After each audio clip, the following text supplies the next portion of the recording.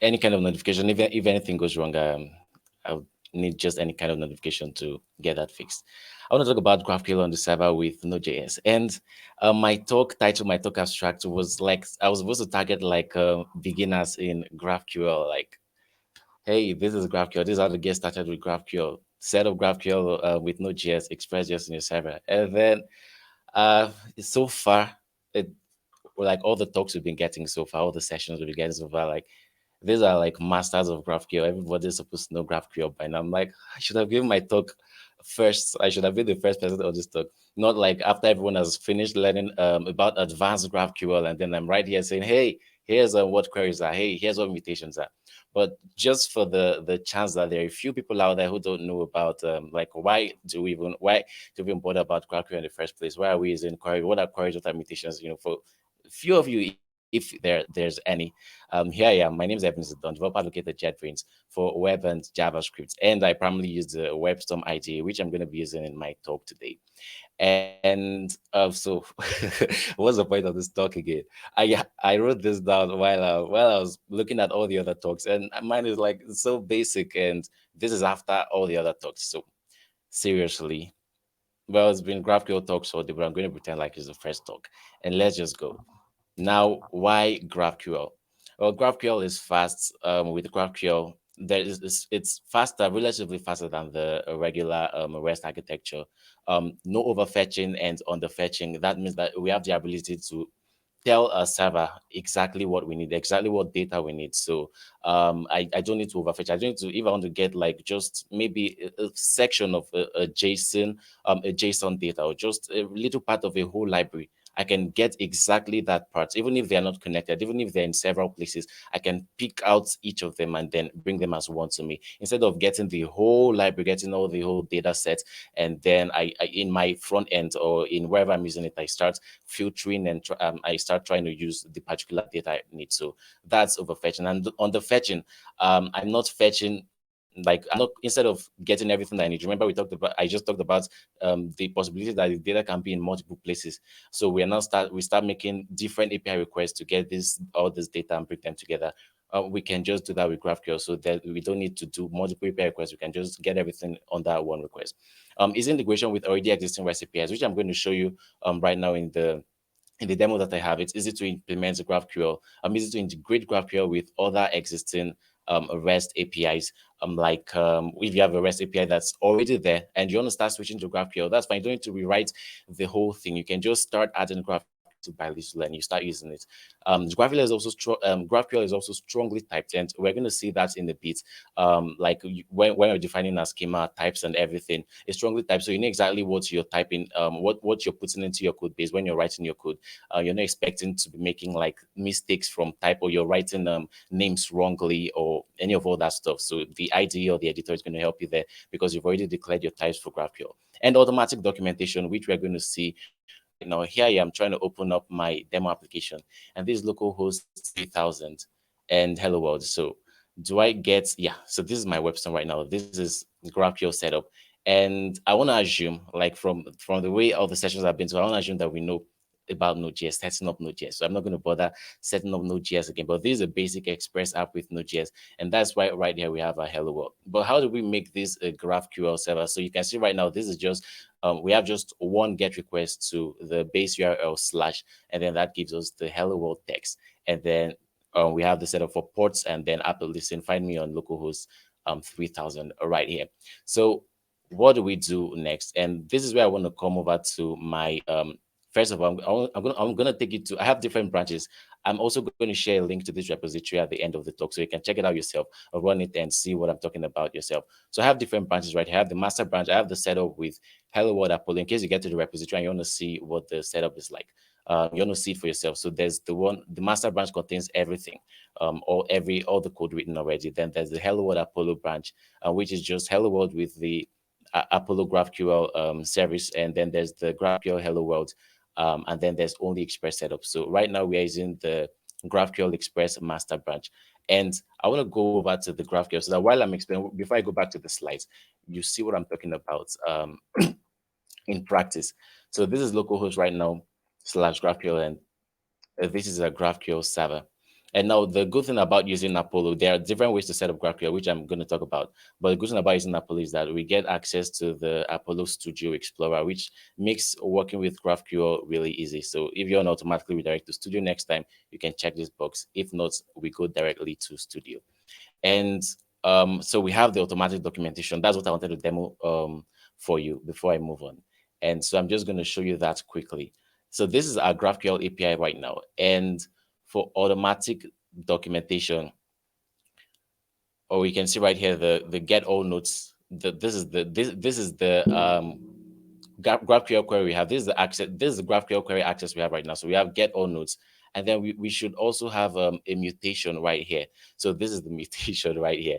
And forgive me if it took me a second to try to find these things out, because I've worked with different GraphQL explorers, and I was trying to find a way to give you the easiest setup possible. That's one of the challenges I have when giving talks and giving beginner talks and trying to break things down. I go with the most simplest explanations. I go with the most simplest use cases when it's just for when it's beginner introductions. So this is for queries, and this is for mutation, that we have add nodes. So right here you have access to all the queries and all the mutations. What are queries? What are mutations?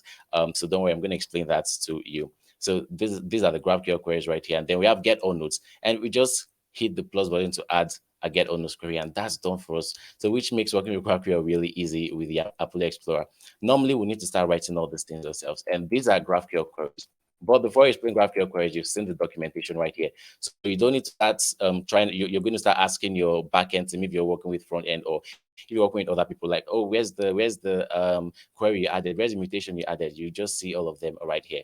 And with there are other apart from Apollo Studio, there's Graphql, and with that, the documentation is somewhere here. So, but usually any GraphQL API you see, you have easy access to the documentation, and it's created automatically. You don't need to start doing it yourself like you do with Swagger. This is created automatically. So once you run your GraphQL app, once you get to the API, you see the API documentation right there. You see access, you see everything you need in that documentation, and how to, and the properties that the API is expecting from you. So right there we have automatic documentation. And why not GraphQL? So we have why GraphQL. We also have why not GraphQL, so that you know exactly what you're getting into. And one, setup can be complex. So setup can be really complex. Comparing it to your normal Express app setup, your normal REST API setup, with GraphQL, well, it might not be as easy. But then, okay, we're getting to that in the next slide. Queries can be complex too. So the queries, like you've seen here, if it's we have this query for getting all nodes, and let's add this right here. So we want to get all nodes right now. And let's say I'm expecting something.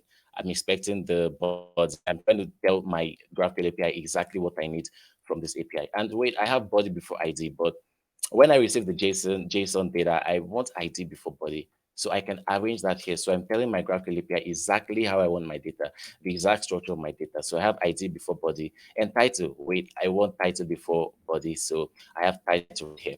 And notice in this API Explorer, when we were on any line, if you hit the control button and then the space bar, you get to see the options, the different the different fields that you can get. So we have ID, title, and body, and this is a notes API. So let's say I want to write a note, and that note has a title and it has a body and text. So today is a great day, and I query that, and then I get to see my data. So right now, this is the data I already have in my database. Number one, about my day. Today was such a great day. Today was such a great day. About my awesome day. Today was such a great day. And if I take title right here, and then I say, let's have title before the ID and query. Look at that. About my day, title first, ID, and then body. So that's just the way GraphQL queries work. But then you notice that queries can be complex to write. If you've not worked with GraphQL before, it's going to be difficult for you to just know exactly what to do. You write query first, and then query, and then you have this color brace, and then you have the name of the query, and then you start structuring this, and then it can get complex that inside ID you might want to do something like this again. So, but if it was just if it was a regular REST API call, you just have your localhost 3000 slash that path, and then you just get all your data right there for you. So that can be an issue. Caching can be complex too. So we've talked about we've had all the different things relating to caching in the events so far in the previous session. So caching can be complex to set up too. Authentication can be complex too. You have like more steps than you would if it was just your regular Express REST API. But luckily for us, luckily, yeah, like we're using Apollo GraphQL right now. Services like Apollo GraphQL can help simplify the process of using GraphQL in our apps. So right now, I'll have to be sure about the time too, so I know when exactly I'm going to stop. Apollo right here. So why am I using Apollo with you? Right, I've set up GraphQL with different different methods using just GraphQL, using just the Express GraphQL package and all that. But with Apollo, why I'm showing you Apollo right now is that as you want to get started with GraphQL, Apollo is just it's just it has good documentation. You don't need to start worrying yourself about how a lot of things are done. You get to Apollo, you see the good documentation there, and you can use that to follow up, use that to set up a basic Apollo app. It's the caching is easily implemented for us with Apollo Explorer / Apollo Studio, which we can see right here. So with the regular graphical, you just have a white screen, and then it might not be that intuitive, but it still works. It's basically the same functionality though. But with the Apollo Studio, you get to see maybe a neater screen, and then other cool functionalities like the fact that we can easily add all our fields by either hitting the plus button or not. And then yeah, it's also easy to use with other frameworks, even as a middleware only, which is what we're doing right here. So if I take you back to my code base, which is right here, and you see that my GraphQL app right now, see my GraphQL app, this is not just localhost 3000. This is localhost 3000 / GraphQL, which means I can have other things in localhost 3000. I can have localhost 3000 / REST API / something else / anything I can imagine. But like GraphQL right now is applied as a middleware so that we can easily integrate it with other stuff. So right here we have a with server.start, server.apply middleware, and then we have GraphQL right there. So it's easy to use with other frameworks, even as a middleware only. Now, queries. So think of the get request in your APIs. I've already explained queries right here. Now, what are queries? You want to fetch something from your GraphQL API. If you use maybe Postman, regular REST API, regular going to your URL section in the browser, and you try to hit the get or the fetch button, and that brings you data. So you're not mutating, you're not putting anything into the database, you're not sending anything to the server. You're just telling the server, hey, give me data from the database, get me something. So that's you fetching, that's you getting, and that's query. You're making a query to get from the database. Now, query can be a confusing word in GraphQL because there are there's mutations. Next one I want to explain is mutations, but then mutations also as like are basically queries too. So we have queries, and then we have queries of getting, and then we have mutations of mutating. So, but the difference with for queries getting and with mutations, for example, if I come right here to mutation, and let's remove the query, and then I hit the plus button for mutation. Instead of query and then query with this curly brace, I have mutation, and then it's after that is basically the same syntax for doing what you want to do. So I want to add a new note, and I hit the add note button right here. And what are the fields I want? I want returned right now: ID, title, body. So after I add the note, I want this response. Right, this is the response. These are the options that are available to me to receive. But how do I add note right now? Now, another good thing about using Apollo Studio is if I were using my regular, if this was not Apollo Studio, if this was something else, I'll maybe start, and I'm just doing this for the first time. I'll try to start figuring out how to send over data. Right now, I'm only receiving, but how do I send over data? How do I send over my title? How do I send over the body? And with Apollo Studio, I can easily hit this plus button right there and hit this body right there. Now, let me simplify this whole thing. So this is mutation right here, and let's see. I just want to have add note right here with title as directly to the string, and let's say this is another day, or another day to make it short, another day, and then body. Just going to make that a string. And I'll show you how we define the types. Because right now, if I decide to say body as 6, we have an error. Because our GraphQL API says we want a string. You've already told the GraphQL API that this has to be a string and nothing but a string. So that's also very helpful in terms of reducing the number of errors that you get when working with GraphQL. So right here, I can't put any other data type apart from the one I've already defined.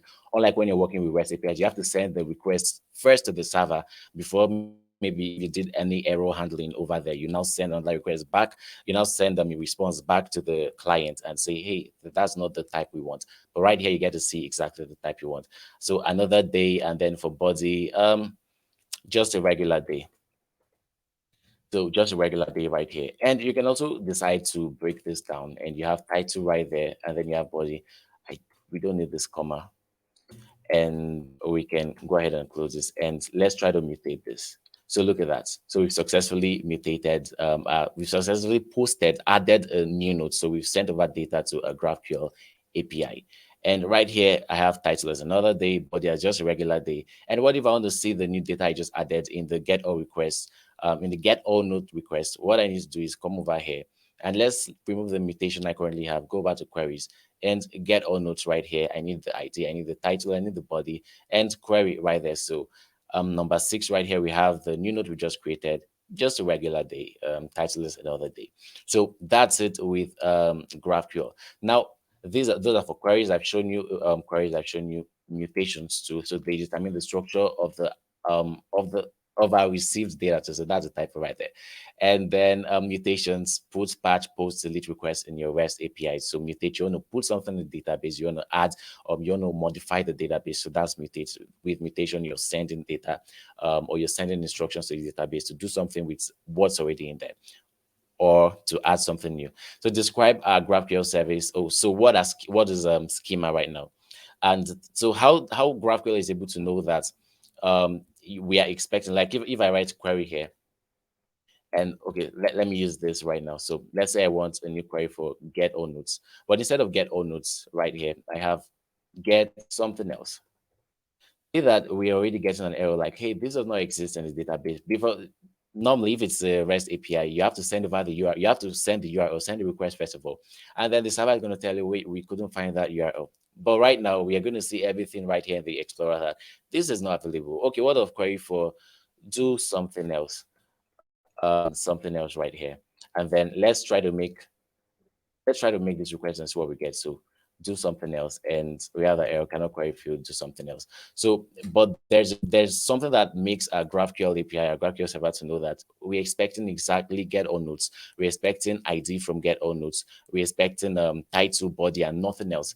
Let's say I wanted to add another thing right here. So you see, we only have access to we can only get ID, title, and body. So the schema is what helps tell our GraphQL server that these are the things, these are the types, these are the requests we're expecting. This is the structure of our server, of our request and everything. So this is what you want. This is what the query should look like. This is what the mutation should look like. And the schema helps with that.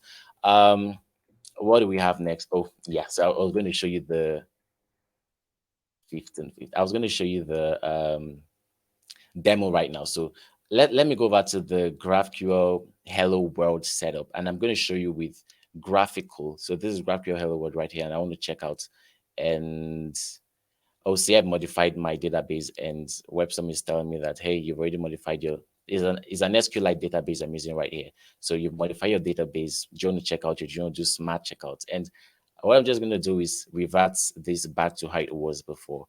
Let's take away our new data. So these are SQLite database right here. And I'm going to show you, I'm going to probably explore that with you with WebStorm if time allows. But let's go over to GraphQL Hello World app. And I'm going to show you what using graphical is like right here. So I'm going to run npm install. And that's because right now with just Express Hello World setup, I have this right here. So first of all, I'm importing online when I'm importing Express from Express. And by the way, if you're wondering why I'm giving you, I'm not trying to write the code. First of all, that's going to take right now. Trying to write the code right now on the talk. That's going to take a lot of time. It's going to take me like over an hour. And I've learned from experience that anything can go wrong. I want to do something like this. I might start to say, okay, we're doing npm install. Let's wait for an extra 30 minutes. Or, oh my God, there's one line that's not working well, and I don't know why. But it was working just yesterday. So I have this, and I'm just gonna demo it to you since I have like 30 minutes for this talk. And then we have schema right here as a build schema. Okay, so first of all, online one, I'm importing Express from Express, which we used to set up the Express API. And then I have right here, I'm importing GraphQL HTTP and build schema. And build schema right here, this is where we're using build schema to build the schema, to define the schema of our application. So right here, you can see the type of query and hello as string. Now let's go back to GraphQL server. So this is localhost 3000 slash GraphQL right now. And so that you see what I'm talking about. So this is with the Graphql. This is set up with Graphql, and it's as simple as this. So this is everything right now. You're gonna do the setup with Graphql, and this is everything we have right now. So with Graphql right now, let's say I want to start with this is a query, and then I hit the control and the space bar key, remember, to see the options I have. And I have hello right here, and I make that call, and I have hello world right here. So this is the data I want. So I can decide to define the structure of the data I want. Um, um, what was I saying? I can decide to define the structure of the data I want right here if that was allowed in the schema. Right now, the schema is telling us, hey, hello and string, and this is all you want to do. So this is what you want to return hello world as string. And GraphQL knows from this. And right now we have const app equal to express where we're defining where we're saying we're using the express framework right here, and app.use slash GraphQL is giving us a GraphQL API. Remember, we can use other, we can merge this. We can use a GraphQL API. I can use regular REST API calls. If you want to start integrating GraphQL with the application, you don't have to rewrite everything. You can just start adding it. You have this slash GraphQL path instead of just localhost 3000. And then you can have localhost 3000 slash any other thing, or your base URL slash any other thing you want. And we're using GraphQL right now for the GraphQL Explorer. Without all these explorers, it's going to be difficult to work with GraphQL, but still doable. Now, GraphQL, right? So that's for Hello World with GraphQL. And let me take you back to the checkout. As I see that I'm running out of time, and right now I'm just going to do this smart checkout. But that usually you know what? Let me skip this and back to master right here. And okay, so this is what we have. I I think I need to run npm install again because of the node modules.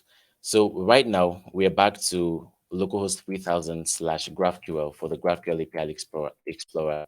And once this starts, I'm going to show you how it works.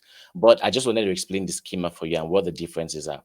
So before I do that, in the code base, in case you go back to my GitHub to open the code base, you can see right here I have migrations, models, and this is just for the SQLite database. This was an easy database set up with SQLite, and I should be able to run this. Well, with WebStorm, I'll need an extra plugin right here. So if I come to plugins right here in WebStorm and I search for the database plugin, if you want to, let's say you want to explore database, like an SQLite database in WebStorm, we have the database plugin, and then you can use that, go to Marketplace, and then you can use that to explore your database.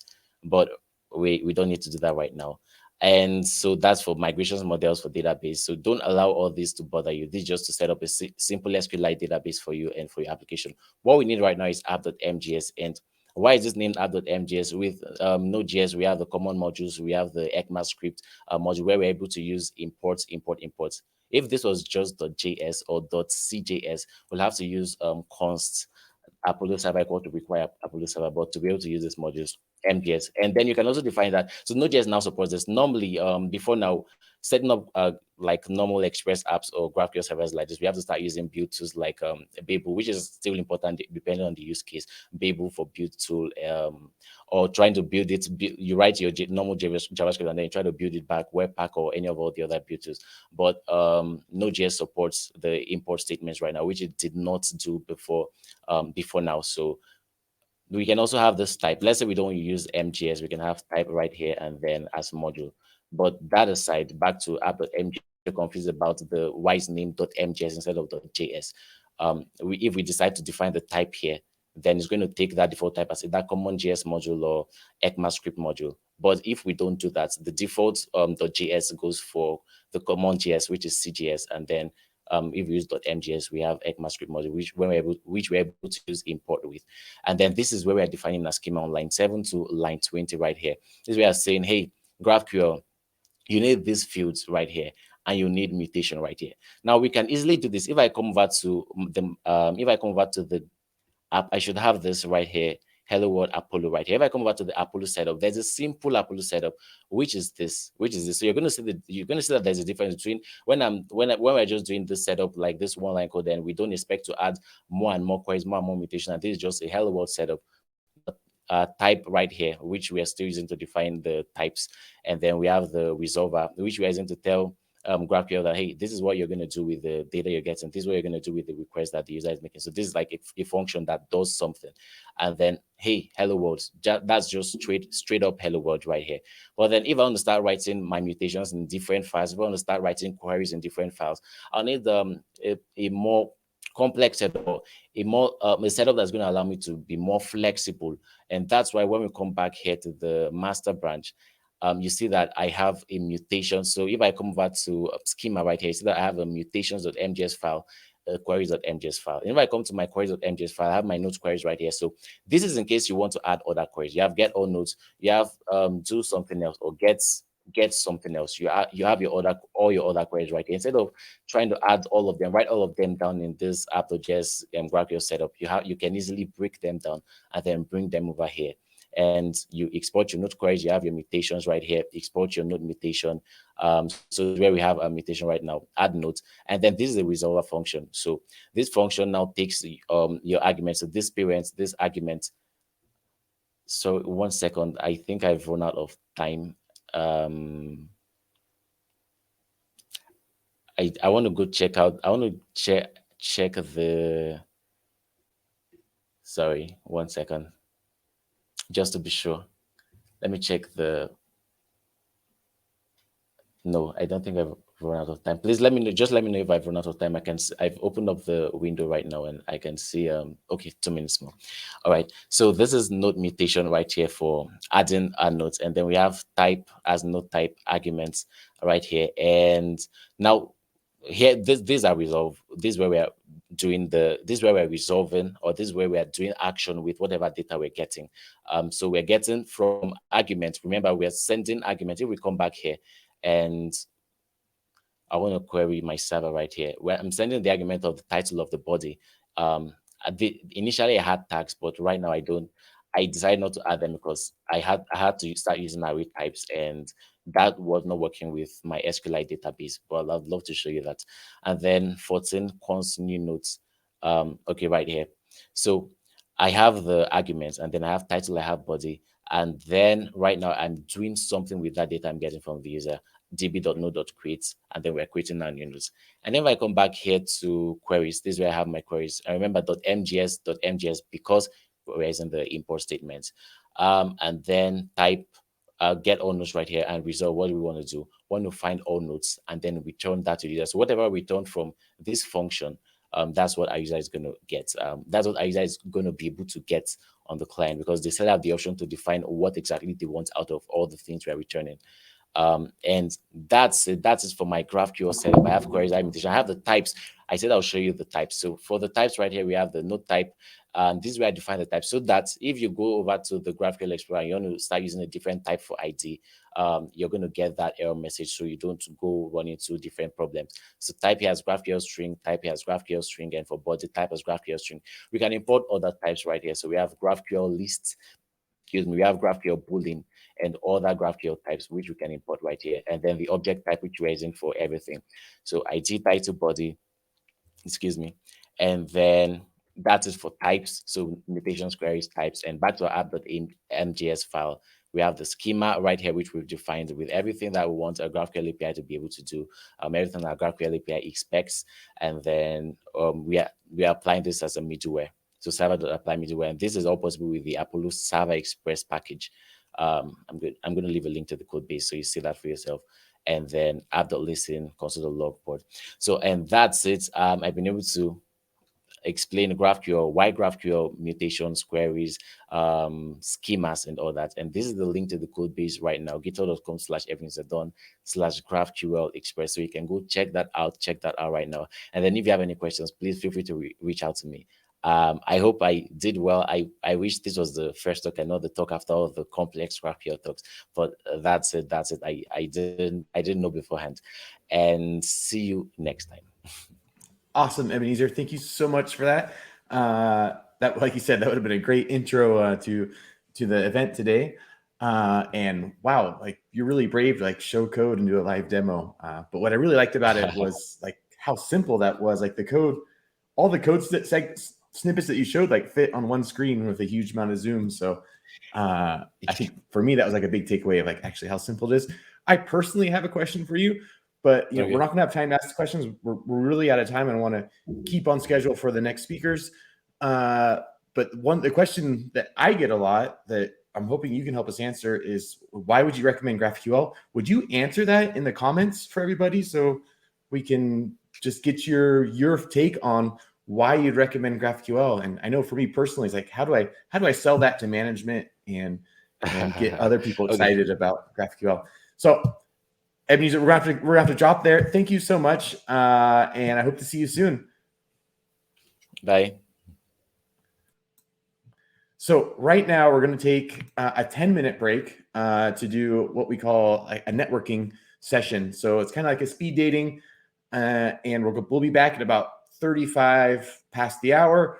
We'll probably delay that by 2 or 3 minutes, depending on when this next speaker is ready. So what you can do is, on the left-hand side of your screen, there's a little networking button.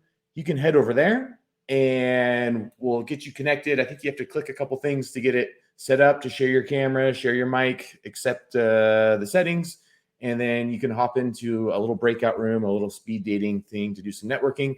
If you don't want to do that, it's no big deal. Go grab a coffee, go grab a glass of water, or whatever you're drinking here while you're watching us.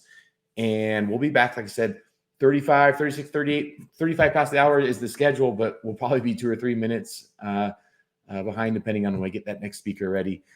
Thanks, everyone. We'll see you in the networking section, and we'll keep going. We have 2 more exciting speakers before we wrap things up today. Thanks. See you soon.